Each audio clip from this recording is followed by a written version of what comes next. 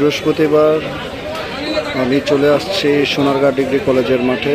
এই হাটে আজকে সার্বিক পরিস্থিতি, গরুর সংখ্যা খুবই কম, ক্রেতার সংখ্যা খুবই বেশি, যেহেতু আশেপাশে কোনো গরু শর্ট পড়ে গিয়েছে এবং তুলনামূলক গরুর দাম খুবই কম। আমি আপনাদেরকে একটু দেখানোর চেষ্টা করছি এই বাজারের গরু হাট।